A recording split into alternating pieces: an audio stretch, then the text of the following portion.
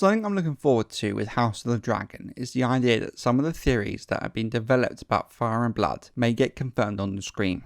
George R. R. Martin's comments on his blog post about the show being picked up and some of the media articles about things not being as we think could suggest that this is the case. Now, as I'm making this video, we still don't know much about the timeline of the show and how much of Fire and Blood will make it onto the screen. So I'm going to approach this from two directions. The first of this two-part series will look at theories from Aegon's conquest up until the start of A Dance of Dragons. The second will look at theories covering the dance. This gets its own video as it's my impression at the moment and the comments made in the media that the show will potentially be more of a Dance of Dragons based show than the rest of Fire and Blood. I hope that's not the case, but that's just the vibe I'm getting right now. If we do start with Aegon's conquest, one theory I think will almost certainly be shown on screen will be Aegon's reasons for invading the Seven Kingdoms. In lore, as of right now, there is no real explanation of this. I doubt Aegon just did it because he felt like it. There are so many questions to be answered. Why Westeros? Why not Essos? And so on. I highly doubt the show will just have Aegon do it as he felt like it. I expect it may get tied into the Long Night somehow, and he decided to do it as he found out what was coming and knew the only way to stop it was to unite the realm under one strong dynasty. I also think it's possible the show may address the rumours of Aegon's eldest son, Aenys' patronage. There is some suggestion via some anti-Targaryen factions that Queen Rhaenys was quite promiscuous, that when Aegon was with Visenya, she liked the company of actors and singers. Although there's no real solid basis other than rumour for this, the idea that Aenys was not Aegon's true son has implications to the Targaryen dynasty as a whole. However, personally I don't really buy into this theory as much of the information is based on clear anti-Targaryen propaganda,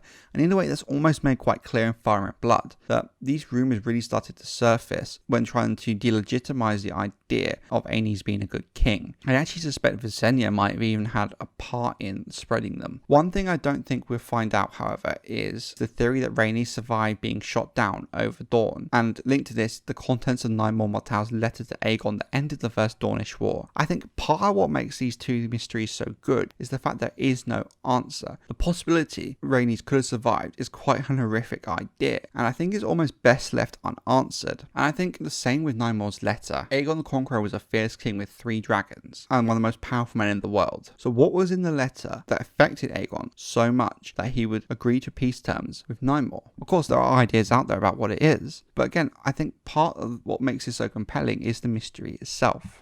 This then links to two separate theories. The idea that Aegon may have actually been infertile, hence why he was okay with raising Aenys as his son if the rumour of him not being his true father is confirmed. It would also explain why it took so long for him to have a child with Visenya. So to go further with this, you could also speculate that with Visenya's interest in magic, that she may have also conceived Maegor with the help of some form of blood magic. It could explain Maegor's personality. If Maegor was a product of blood magic, it could be a factor in its own inability to have a child. One I am certain we'll see if the show covers Maegor is the idea that he was actually killed during the trial of 7 and then brought back like Lady Stoneheart and Beric by Visenya and Tyenna of the Tower. Or at the very least, the idea that he was saved using some form of blood magic, which is heavily implicated in Fire and Blood. Some have speculated his inability to have children could have come from this, as when Dany saved Khal Drogo using blood magic, death must pay for life. In terms of Maegor's death, this is another one where I'm not sure about. There are so many great ideas about who killed him,